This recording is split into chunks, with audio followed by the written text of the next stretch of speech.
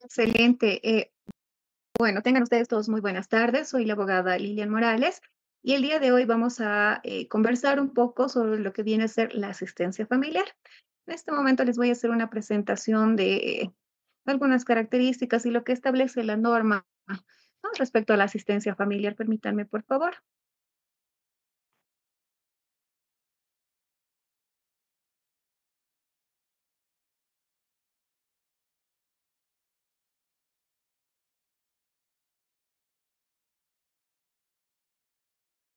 Ahí se puede ver la presentación, perdón.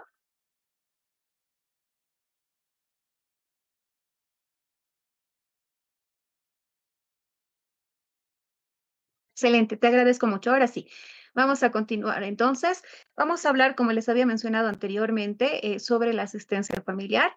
Y bueno, dentro de nuestro contenido temático, vamos a hacer referencia al tema de las generalidades y los conceptos de lo que va a venir a ser la asistencia familiar.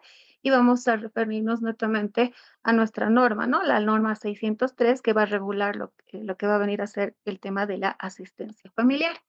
Vamos a empezar un poquito con algunas generalidades o algunos conceptos de lo que es la asistencia familiar. En ese entendido, vamos a decir que la asistencia familiar es una institución del derecho de familia que en este caso, eh, dentro de la doctrina que se ha desarrollado durante mucho tiempo, se ha establecido que es una petición de alimentos, ¿no? Que es un derecho que va a buscar satisfacer necesidades que tuvieran en este caso los menores o en su defecto aquellas personas que se encuentran con algún grado de discapacidad o sean adultos mayores, ¿ya? Como segunda característica dentro de lo que es la asistencia familiar, tenemos que esta va a surgir a través del parentesco. En realidad, esta debería ser una obligación, si vale el término, voluntaria o debería darse de manera voluntaria, pero muchas veces por situaciones de malos entendimientos o de la separación en este caso las parejas o los matrimonios o la desvinculación, perdón, entonces, y la falta de cumplimiento de esta obligación de algunos padres, surge, ¿no? La imposición de la normativa que viene a regular lo que va a ser la asistencia familiar, ¿no? Entonces, y de esta asistencia en realidad van a derivar innumerables derechos y obligaciones, porque no nos olvidemos que la asistencia familiar lo que busca es en realidad satisfacer necesidades, en este caso sobre todo de los menores de edad, ¿no? Como cuarto punto, la asistencia familiar, ya según algunas definiciones de autores, hace referencia a que es una obligación legal y natural y por este mismo deben prestarse de manera voluntaria. Pero si no se cumple con esta obligación, deben demandarse y han de abonarse desde la fecha, desde la interposición de la demanda. Ya lo habíamos mencionado anteriormente, ¿no? El tema de la asistencia familiar es un deber que tienen los padres en realidad para con los hijos. Sin embargo, por razones de incumplimiento, nuevamente reitero, ¿no? De algunos progenitores, surge el tema de la asistencia familiar, ¿no? Y en este caso ya se constituye en una imposición de la norma, toda vez que la asistencia lo que busca es nuevamente, reitero, satisfacer las necesidades de los menores. Entre las características de la asistencia familiar, tenemos el orden público. En este caso, como habíamos señalado anteriormente, es una institución del derecho y son las normas jurídicas las que la van a regular. ¿Qué quiere decir esto? Que la ley 603 es la norma designada o la norma diseñada para la regulación de lo que va a venir a ser la asistencia familiar. Esta establece también ciertos parámetros respecto del monto que se va a otorgar y de las formas en las que se podría hacer esta entrega de la asistencia familiar, ¿no? Posteriormente tenemos que es una obligación legal, porque como habíamos mencionado anteriormente, su base se encuentra o su fuente en este caso se encuentra en la ley, ¿no? La ley es quien va a desglosar todos los alcances que tendría la asistencia familiar. Posteriormente, entendemos que la asistencia familiar es inembargable. En este caso, no se podría embargar lo que viene a ser la cuota o el ingreso de la asistencia familiar porque, como nuevamente les reitero, habíamos señalado que este es el que sirve para satisfacer necesidades básicas. Muchas veces, y en realidad en la mayoría de los casos de menores de edad, sin embargo, también esta asistencia familiar puede satisfacer las necesidades de las personas adultos mayores o en su defecto de aquellos jóvenes que ya hayan cumplido la mayoría de edad, pero que se encuentran todavía en etapa de formación hasta los 25 años de edad, ¿no? Después tenemos que es circunstancial y es variable. En este caso, cuando se inicia ya sea un proceso de asistencia familiar o se haya realizado un acuerdo de asistencia, pero resulta que el contexto social, como ahora, ¿no es cierto?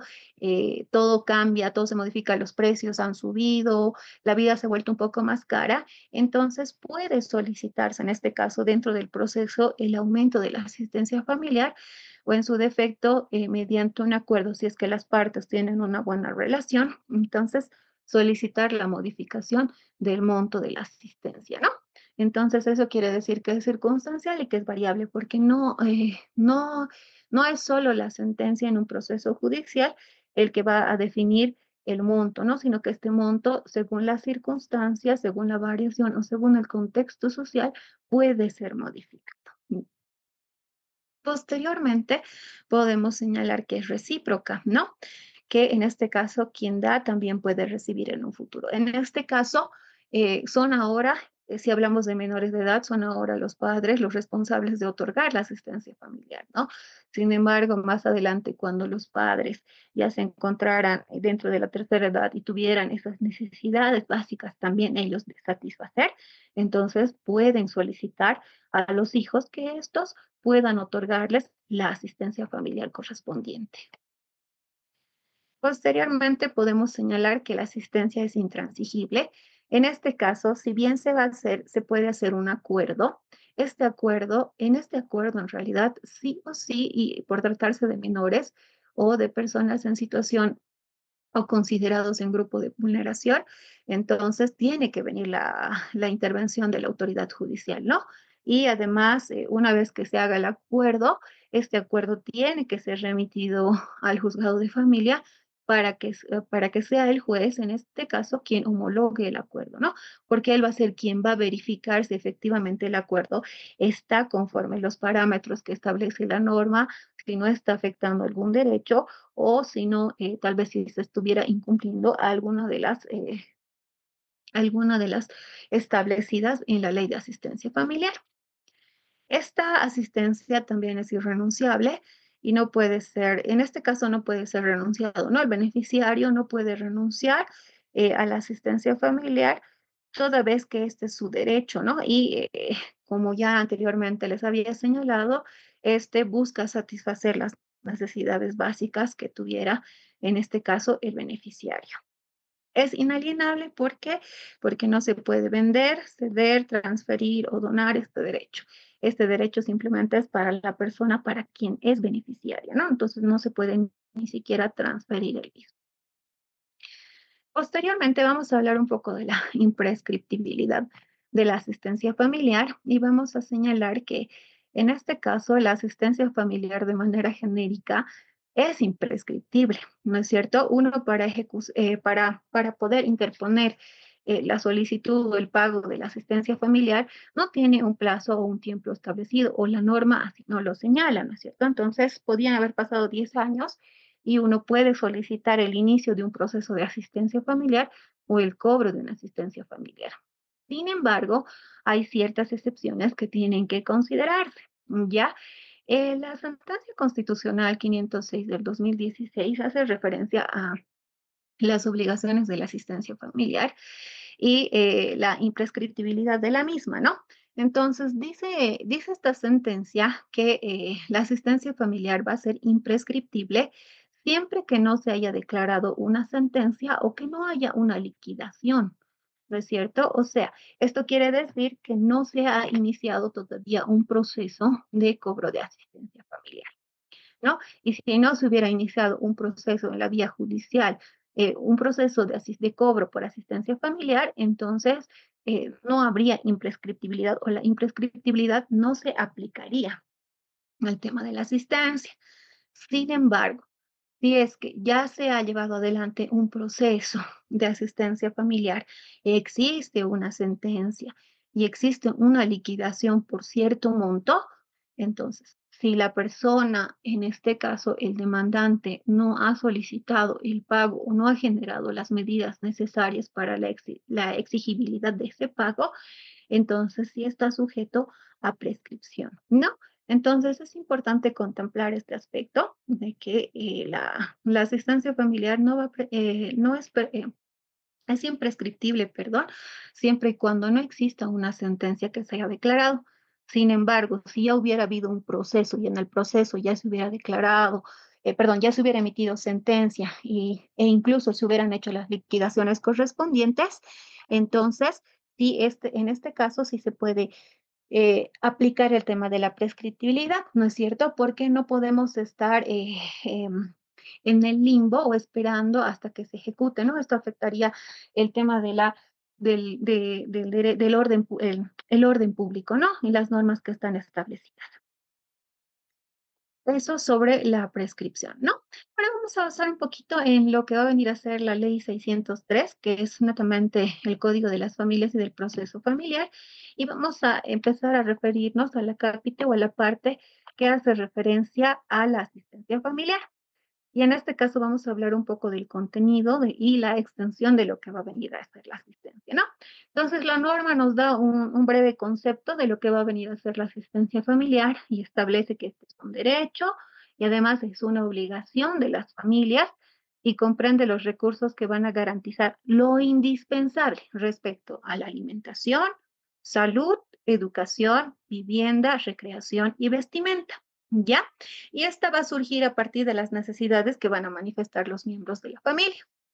Entonces, ante cualquier incumplimiento que pudiera darse en referencia al tema de la asistencia familiar, se lo puede hacer exigible dentro de dentro de un juzgado de familia, ¿no? En este caso, si es que no se ha prestado de manera voluntaria, entonces quien sea responsable, en este caso de un menor de edad, entonces puede solicitar el pago de la asistencia familiar vía judicial, ¿no? Y interponer y manifestar todas las necesidades que tuviera el menor. Entonces, la asistencia familiar, como ya lo habíamos mencionado anteriormente, se va a otorgar hasta cumplida la mayoría de edad, que quiere decir esto hasta los 18 años. Sin embargo, esta puede extenderse hasta los 25, siempre y cuando, en este caso, el beneficiario esté desarrollando, llevando adelante una formación técnica o profesional, ¿no? Entonces, por eso puede extenderse la asistencia familiar. Y obviamente, quien esté desarrollando una formación, ya sea técnica o profesional, tiene que demostrar también que en este caso está generando buenas calificaciones, tiene resultados óptimos, que son efectivos y demás. No basta con que simplemente se demuestre que está en un nivel de formación, sino que además está en nivel de formación tiene que ser eh, demostrado con no la excelencia, ¿no? Pero con resultados favorables o resultados positivos, ¿ya? Posteriormente tenemos que la asistencia también va a garantizar lo que va a venir a ser la recreación de las menores, de los menores, ¿no? De las personas que se encuentran en situación de discapacidad o en su defecto de las personas adultas mayores. No nos olvidemos que la asistencia familiar está otorgada para los menores de edad, para las personas adultas mayores y aquellas personas que se encuentran con algún grado de discapacidad. Posteriormente, también este artículo 109 hace referencia a las personas con discapacidad y a la asistencia familiar, ¿no? Entonces, se puede otorgar una asistencia familiar a alguna persona que esté con algún grado de discapacidad y esta asistencia va a durar entre tanto dure la situación de discapacidad. Si la discapacidad fuera prolongada, entonces se va a tener que otorgar hasta la vida hasta que dure o se tenga la vida de la persona, ¿no?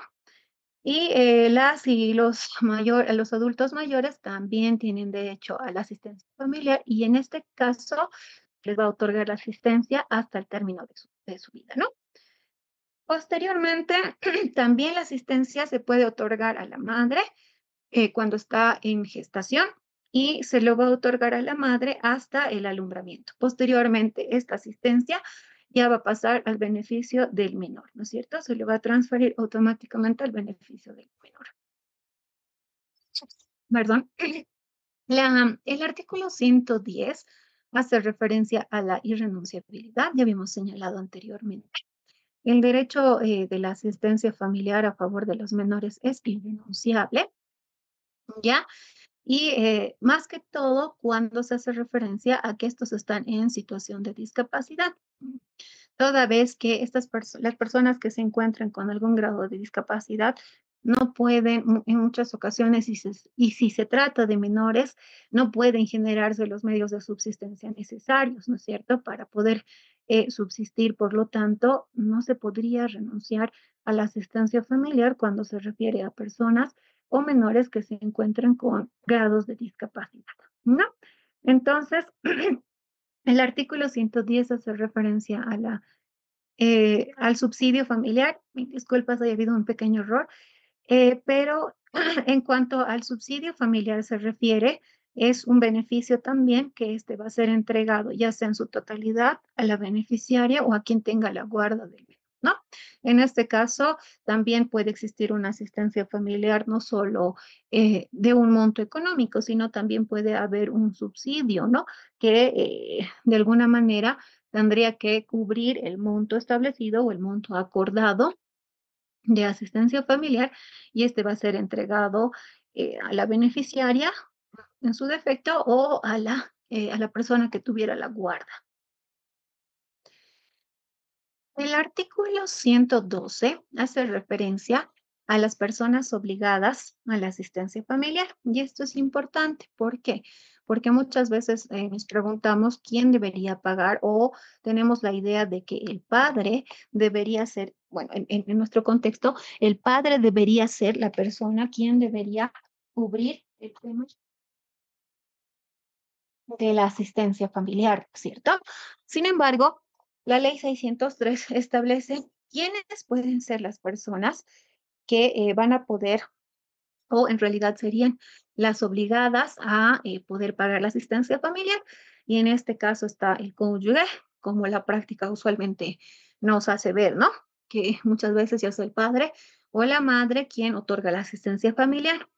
Y en caso de que no estuviera el padre o la madre, en este caso lo van a hacer los hermanos, ¿no? Pueden hacer los hermanos del padre o de la madre, también lo pueden hacer o lo pueden pagar o están obligados a otorgar una asistencia familiar los abuelos, la abuela, el abuelo, o en este caso las hijas o los hijos o los nietos, ¿no? Dependiendo de el grado de parentesco y el grado de la responsabilidad o de en este caso, de si tuvieran los medios o los recursos suficientes para poder hacerse responsable del tema del pago de la asistencia familiar, ¿no?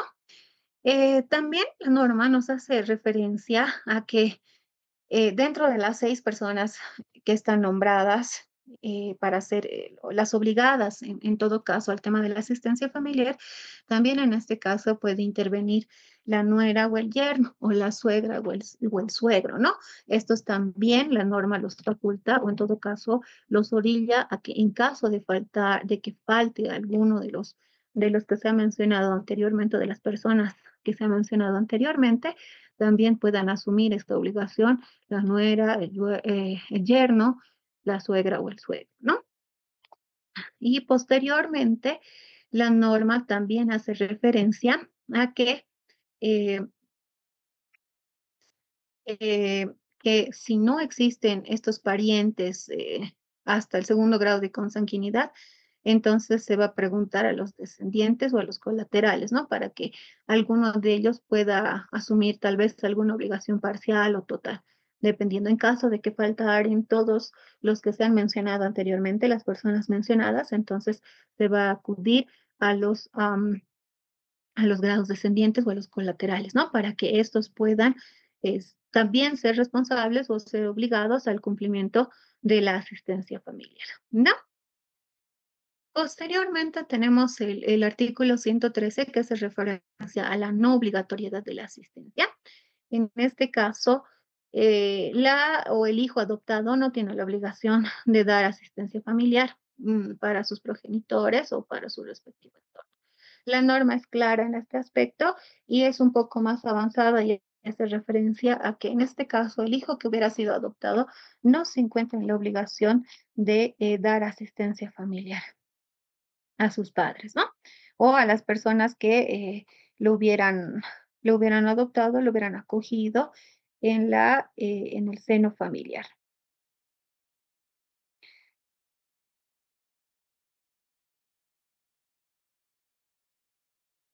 Posteriormente, el artículo 114 hace referencia a la concurrencia de los beneficiarios.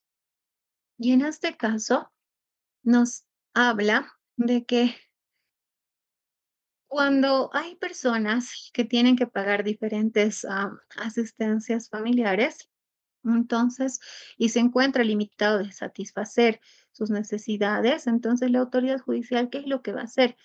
Va a establecer y va a fijar una asistencia familiar y va a tener que ser una asistencia equitativa y parcial, ¿no? Dependiendo de la cantidad de beneficiarios que se tenga y de la valoración, en este caso, del ingreso, del sueldo, del salario que pudiera tener el obligado, la autoridad judicial va a evaluar ese aspecto y va a otorgar de manera equitativa y parcial el tema de la asistencia familiar, ¿no? Porque no nos olvidemos que no puede subsistir una asistencia familiar mayor a la de otro beneficiario también, porque al fin de cuentas son ambos beneficiarios y tienen los mismos derechos y las mismas obligaciones, ¿no? Y la autoridad judicial también tendrá en cuenta la proximidad de parentesco y la posibilidad de que alguna de las personas reclamantes obtengan asistencia de otros obligados. ¿Qué quiere decir en este caso?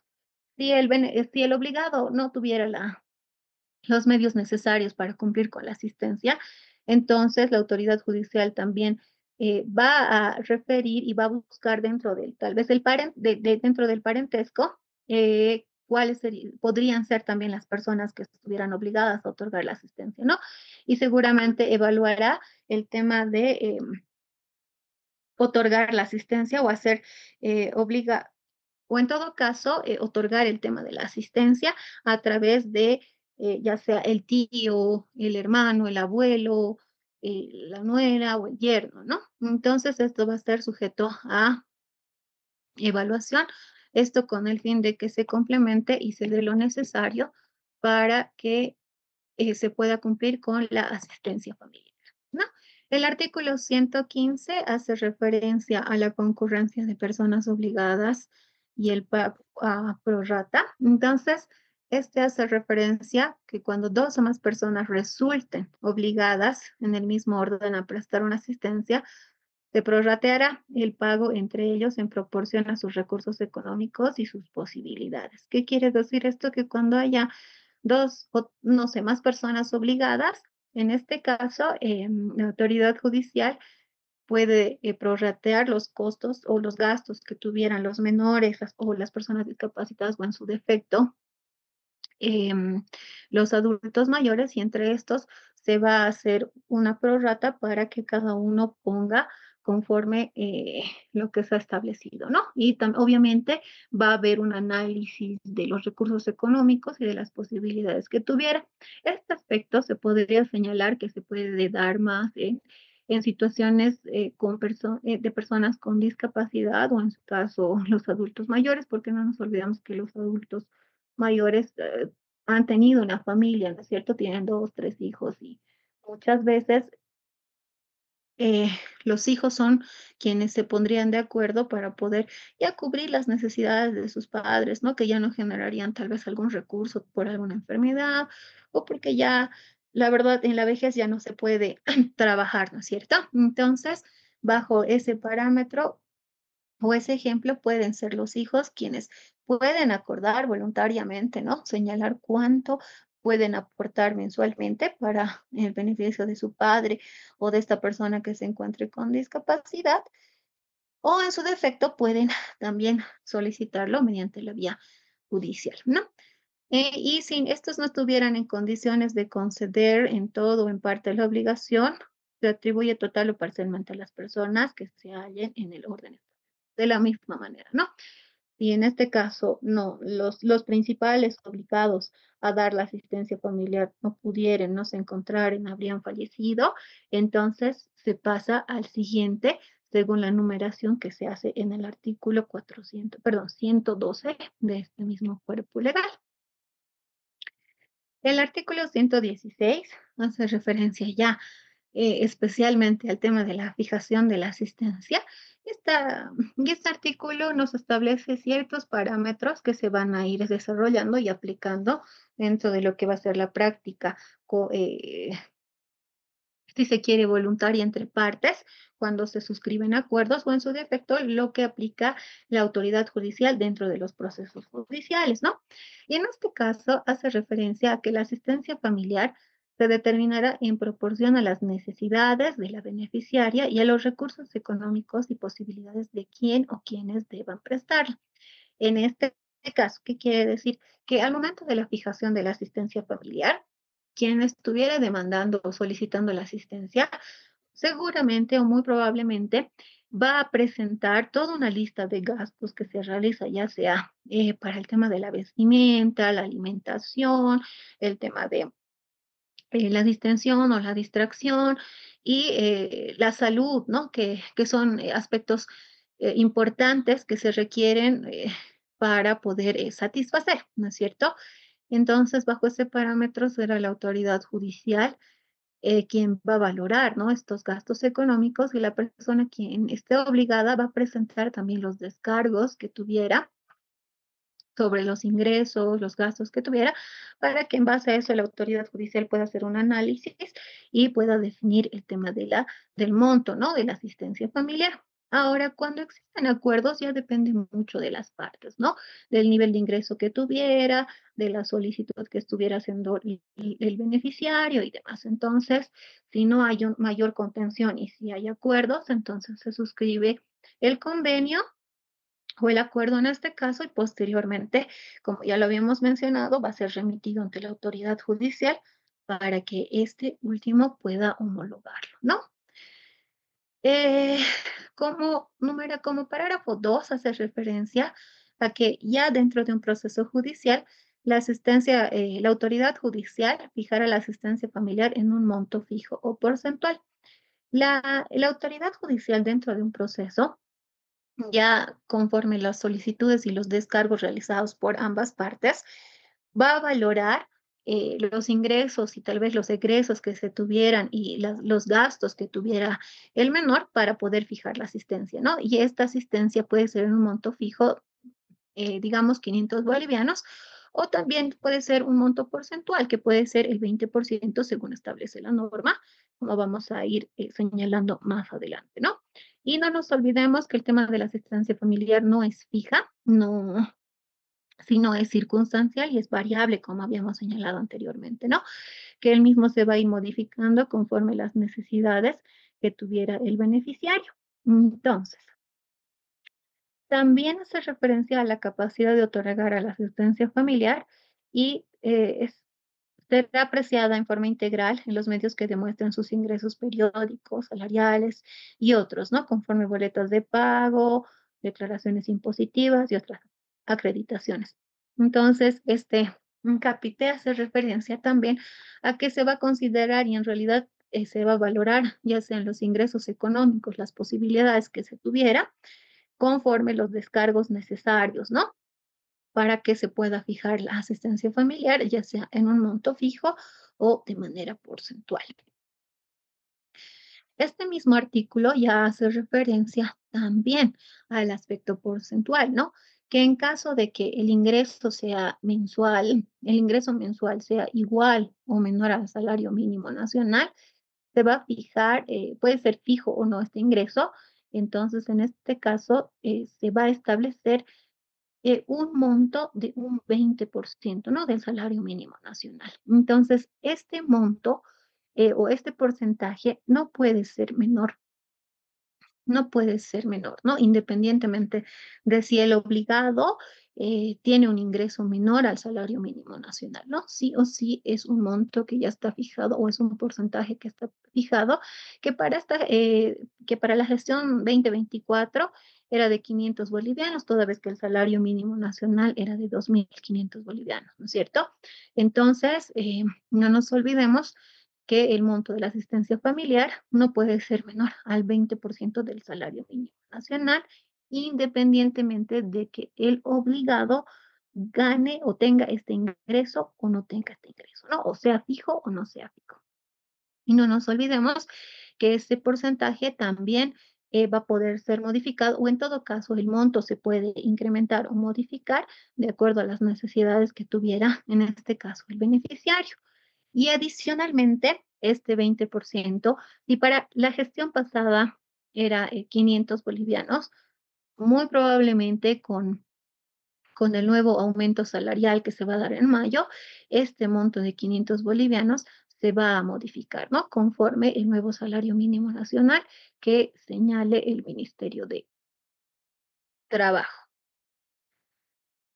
Como quinto parágrafo de esta norma hace referencia que en este caso se presume que tanto el padre como la madre van a tener las condiciones físicas de salud mentales para generar los recursos, ¿no? Y con estos recursos económicos se va a intentar cubrir lo que va a venir a ser la asistencia familiar, mientras no se demuestre lo contrario, ¿no? Y en este caso, eh, em, señala nuevamente lo que ya hemos mencionado anteriormente, ¿no? Que no se va a poder fijar una asistencia familiar por un porcentaje menor. La asistencia familiar en cuanto a porcentaje, como mínimo porcentaje, es el 20% del salario mínimo nacional, ¿no? El artículo 116 eh, hace referencia a la reducción o el incumplimiento de la asistencia familiar a favor de los hijos, ¿no? Que la persona que tiene la guarda haya establecido. ¿Qué sucede en este caso? Muchas veces en la práctica, cuando se solicita la reducción de la asistencia familiar, eh, hay algunas personas que solicitan la reducción señalando que ya en este caso, la persona que tiene la guarda de un menor ha constituido una nueva pareja, ¿no? Entonces, por lo tanto, piensa que el monto de la asistencia familiar que estuviera otorgando debería reducirse. Sin embargo, no sucede de esta manera, ¿no? El tema de la asistencia familiar no va en beneficio de la madre, sino va en beneficio del menor y quien ha establecido tal vez una nueva relación eh, conyugal, si vale el término, no es, no, la asistencia no va direccionada a él, sino al menor, ¿no? Que va a ser el beneficiario y quien tendría que gozar del monto de la asistencia familiar. Por lo tanto, la reducción no se va a dar cuando se haya establecido una nueva relación de pareja o si tal vez se han modificado los apellidos, ¿no? En el certificado de nacimiento. Si no, la reducción puede darse por otras situaciones, en este caso porque el obligado tal vez no tiene los medios suficientes ya para poder otorgar la asistencia familiar, que tal vez el obligado está enfermo y ya no genera los mismos ingresos que antes, que lo que pasa ahora, por ejemplo, con la falta de dólares y demás, ha reducido un poco el tema del comercio y demás, ¿no? Entonces, aquel obligado que tal vez se estuviera dedicando al comercio y hace tiempo estuviera entregando, no sé, una asistencia de 800 bolivianos, tal vez ahora por el contexto social, y eso también es valorable, ¿no? Puede solicitar una reducción, ¿no? Del tema del monto de la asistencia familiar. Luego tenemos el cumplimiento de la obligación de la asistencia familiar y el cumplimiento de la asistencia hace referencia que es exigible por mensualidades vencidas y corre desde la situación de la demanda. ¿Qué quiere decir esto? Que la asistencia familiar se contabiliza una vez haya vencido el mes, ¿no es cierto? Entonces, la persona que quiera eh, hacer el cobro o el proceso, estuviera pensando en hacer un proceso de asistencia familiar, lo que tiene que hacer es computabilizar desde hace cuánto tiempo, en realidad en las liquidaciones, ¿no? Hace cuánto tiempo no se está haciendo el pago de las mensualidades y conforme a eso señalar cuántos meses no se hubiera pagado y cuánto se habría designado por la autoridad judicial para que o se haya fijado como asistencia familiar, ¿no?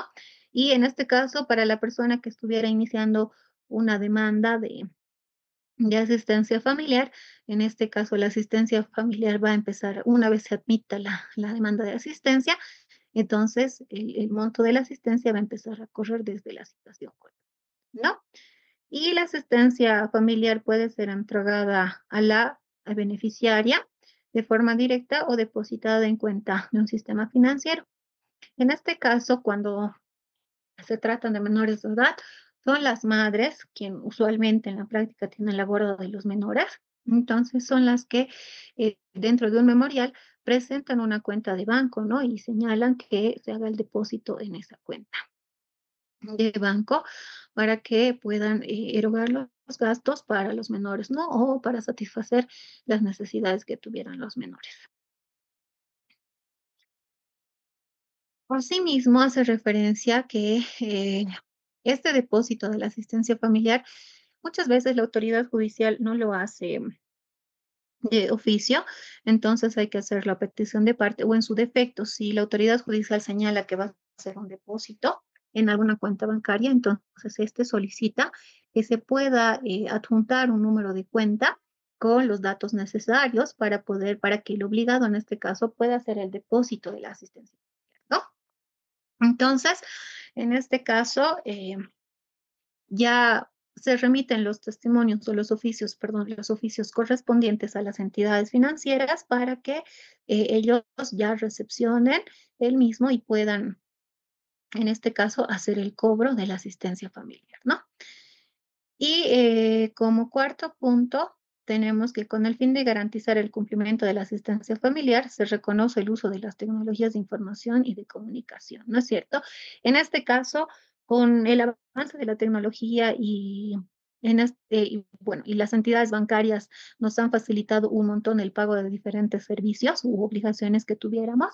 Entonces, los pagos realizados por si se quiere, por QR o por transferencias bancarias hechas desde el móvil, son válidas, ¿no? Al momento de presentar tal vez cualquier tipo de excepción, ¿no? Que la excepción de pago en este caso, ¿no? Sin embargo, es, bueno, una recomendación tal vez que al momento de realizar una transferencia por concepto de asistencia familiar, en el tenor o en la glosa se establezca, ¿no? Asistencia familiar, mes de enero 2025, asistencia familiar, mes de septiembre 2024, ¿no? Entonces, con esa confianza y con esa certeza, en realidad, cuando exista el momento tal vez de interponer una excepción de pago, pues la autoridad judicial va a verificar del reporte o dentro de los depósitos realizados, evidentemente ha habido un pago por el monto establecido en tal fecha y que corresponde a tal mes y a tal gestión, ¿no? Y que ha sido en beneficio de, en este caso, la madre que tiene la cuenta bancaria o el padre, en este caso, que hubiera solicitado el pago mediante cuenta bancaria. No, eso es importante, que tal vez deberían tomarlo la persona que estuviera haciendo el pago de asistencia familiar a través de estas plataformas digitales, que consideren ese aspecto en la glosa para que evitarse tal vez algún inconveniente cuando se quiera o se tenga que presentar alguna forma de excepción. Respecto a los gastos ordinarios, hace referencia a que dentro de la vida de, ya sea de un menor o de una persona discapacitada o de los adultos mayores, no solo pueden contemplarse el tema de la alimentación, la salud y demás. Hay a veces aspectos, incluso dentro de la misma salud, que pueden sobrepasar, ¿no es cierto? En este caso, alguna atención o algún requerimiento. Por lo tanto, estos van a ser considerados como gastos extraordinarios, ¿ya? Que han sido necesarios que se puedan llevar adelante. Y estos gastos extraordinarios van a ser cubiertos. por el obligado en la proporción de sus posibilidades. Muchas veces en el aspecto de la salud, aquellas personas que estuvieran aseguradas en la Caja Nacional o en las diferentes instituciones de seguro social, y el Seguro Social tiene esta prestación de diferentes especialidades, ¿no es cierto? Sin embargo, no hace, no cubre en realidad la totalidad, muchas veces porque los medicamentos son caros o los medicamentos no se encuentran acá o el estudio, no sé, una tomografía no puede ser cubierta por el seguro y hay algunos aspectos que seguramente han tomado conocimiento o lo han vivido. Entonces, en este caso, esos pueden ser considerados como gastos extraordinarios que han sido necesarios y que el obligado, en este caso, a conocimiento de ellos, tendría que hacer el pago, ya sea tal vez no de la totalidad, ¿no? De los montos que se han gastado, sin embargo, tendría que cubrir también alguna porción del monto erogado, ¿no? En este caso, lo más recomendable es que tal vez los gastos extraordinarios puedan ser pagados a mitad, 50-50, ¿no? Sin embargo, a veces por discrepancias y demás aspectos es un poco más complicado diferir esto, pero en la medida de lo posible debería hacerse así, ¿no? Que ambos padres o ambos responsables, en este caso ya sea del menor, de la persona discapacitada o de las personas adultas mayores, puedan cubrir en las proporciones similares, ¿no? El tema de los gastos extraordinarios. Perdón, y cuando no hubiera un acuerdo, entonces la autoridad judicial va a ser quien va a determinar cuál va a ser la cuantía o el monto que va a pagar el obligado en este caso, o cuál va a ser el monto, la cuantía que también de alguna manera tendría que cubrir el beneficiario o el responsable, en este caso, quien tiene la guarda del menor, ¿no? Posteriormente, el artículo 119 hace referencia al modo alternativo de suministrar la asistencia familiar.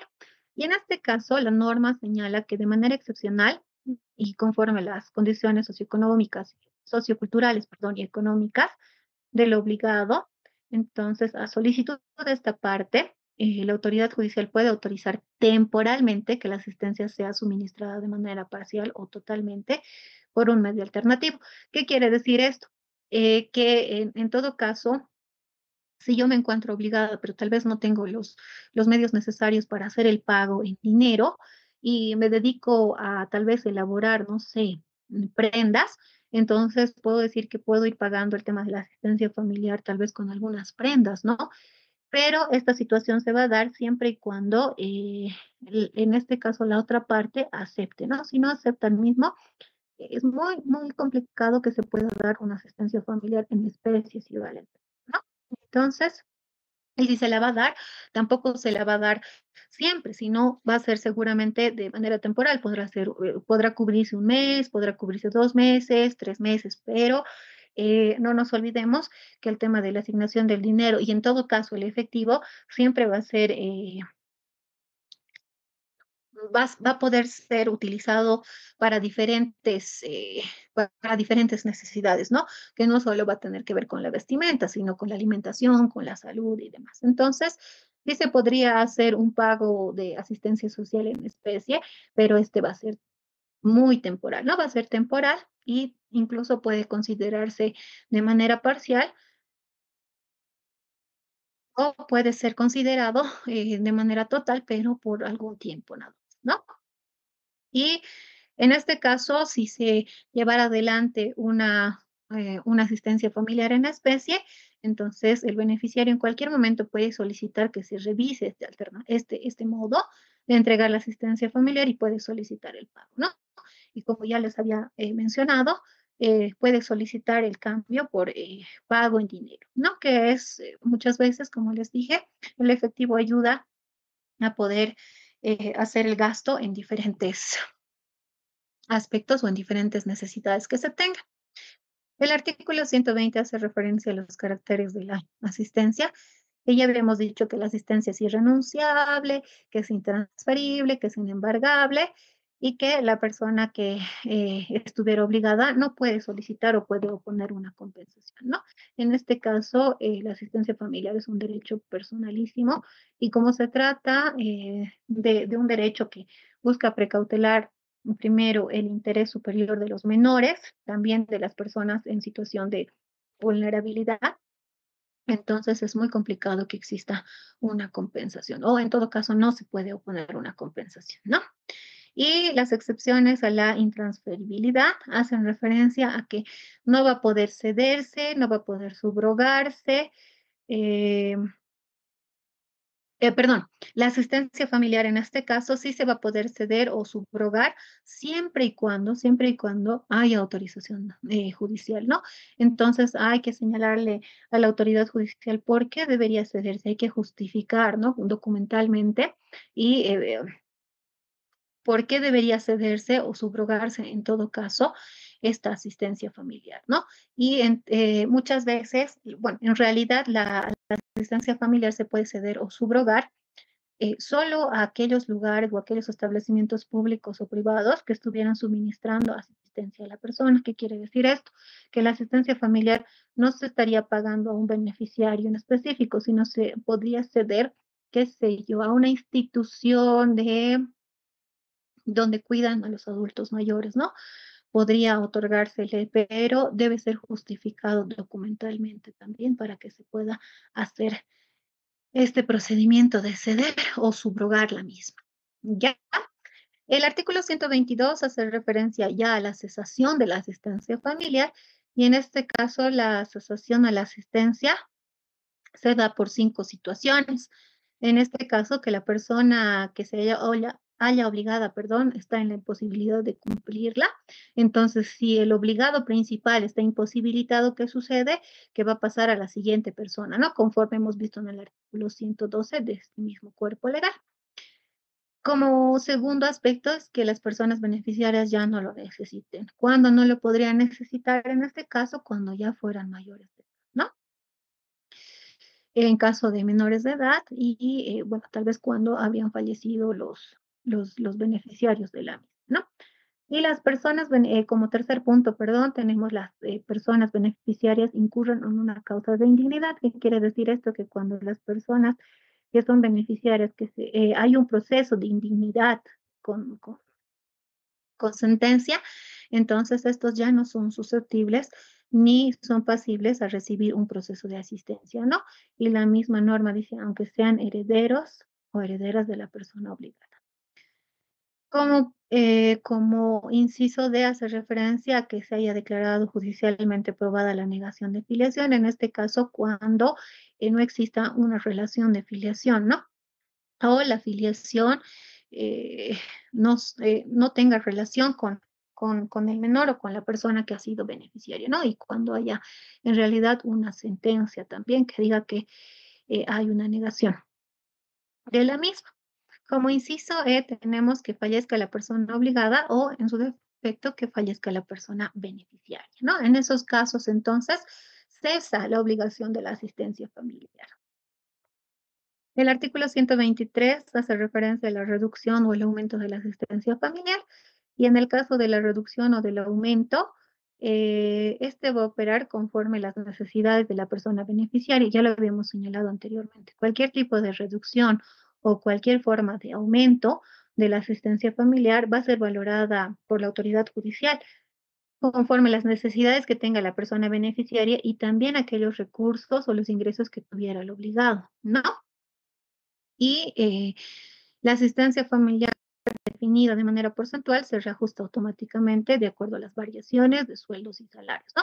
Lo que habíamos señalado ya anteriormente, que en caso de que se haya fijado una asistencia familiar porcentual, en este caso del 20%, esta va a poder ser modificada de acuerdo al incremento que haga el Ministerio de Trabajo o al anuncio que haga el Ministerio de Trabajo a la próxima gestión, ¿no? Tenemos el tema de la devolución de la asistencia familiar y en este caso es lo que habíamos señalado también hace un momento, que en caso de la negación de la afiliación, la persona que ha indicado la afiliación o quien no ha solicitado la asistencia va a estar obligado a devolver en la vía civil lo percibido los últimos 5 años, más, más los daños y los perjuicios que hubiera ocasionado, ¿no? En este caso, cuando eh, el obligado, o en este caso la persona que se encontraba obligada a dar la asistencia, ha ido pagando, fue pagando, fue pagando, Sin embargo, paralelamente se ha llevado un proceso de negación de filiación y evidentemente existe la certeza de que no hay una relación de filiación y hay una sentencia, entonces esta persona puede solicitar, ¿no? Que se le restituyan los montos que ha pagado durante los últimos 5 años y lo va a hacer en la vía civil. Y adicionalmente se puede solicitar la devolución de los daños y perjuicios, ¿no? Siempre que se demuestre que ha habido mala fe por parte de la persona que ha indicado la afiliación. El artículo 125 hace referencia a la asistencia familiar por testamento o por convención y esta establece que la asistencia familiar se van a aplicar las disposiciones establecidas en en el testamento, en este caso, y va a ser aplicable conforme a lo que establece también la normativa para su pago. Estamos con el artículo 126 que hace referencia al privilegio de la retención del sueldo o del salario. Y en este caso hace referencia que la asistencia familiar, en realidad las cuotas que hubieran sido impagas, eh, en este caso gozan de lo que va a venir a ser la retención de los sueldos o los salarios, ¿no es cierto?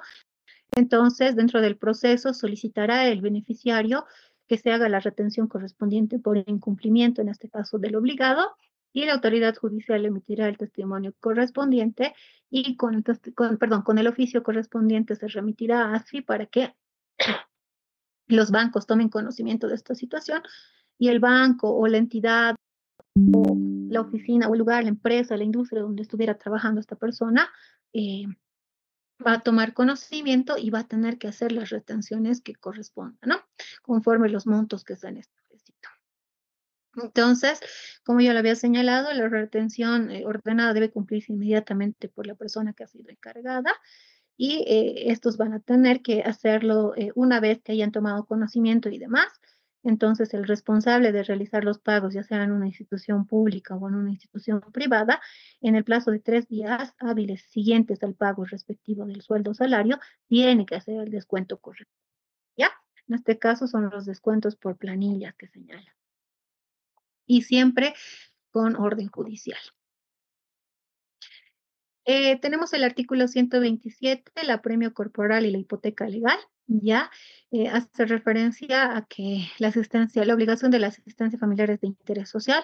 ¿Por qué? Porque ya habíamos mencionado anteriormente que la asistencia familiar busca satisfacer las necesidades básicas de los beneficiarios, ¿no? Atendiendo la salud, la vestimenta, la educación, la alimentación del beneficiario.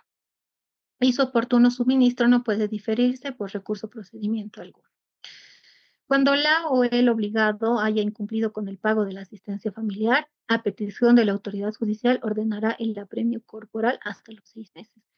Cuando eh, en, en este caso hay muchas personas que no cumplen con el tema de la asistencia familiar y en Bolivia tenemos más el trabajo informal, ¿no es cierto? No todos están laborando dentro de una institución pública o privada que cuente con planillas. A veces con el comercio informal el ingreso no es registrado, entonces no se puede solicitar el descuento o la retención de los sueldos y salarios. En este caso se procede con el tema del apremio corporal, ¿no? Que este también va a ser solicitado mediante un memorial y la autoridad judicial ordenará el apremio del mismo y este apremio puede durar los 6 meses, hasta 6 meses, ¿no? En este caso, para que sea antes o para que la persona obligada pueda restituir su libertad, tendría que cumplir con la obligación, ¿no? Tal vez no con la totalidad de la obligación, sí puede hacer pagos parciales y puede también esta persona realizar los pagos que corresponden dentro de los 3 meses, ¿no? No puede ser mayor a los 3 meses como un plazo para cumplir el tema de la obligación que estuviera pendiente de pago. Y si transcurridos los 3 meses persiste el incumplimiento de la oferta de pago, entonces, ¿qué se va a hacer? Se va a proceder con la hipoteca legal, ¿no?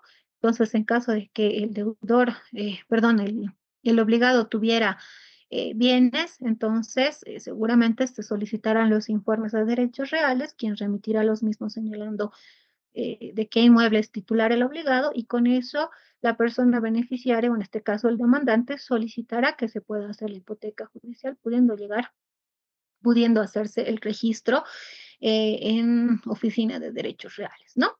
Hasta aquí habríamos avanzado con el tema de la asistencia familiar. Hemos intentado hacer un resumen y explicar las características más relevantes de lo que viene a ser la asistencia familiar.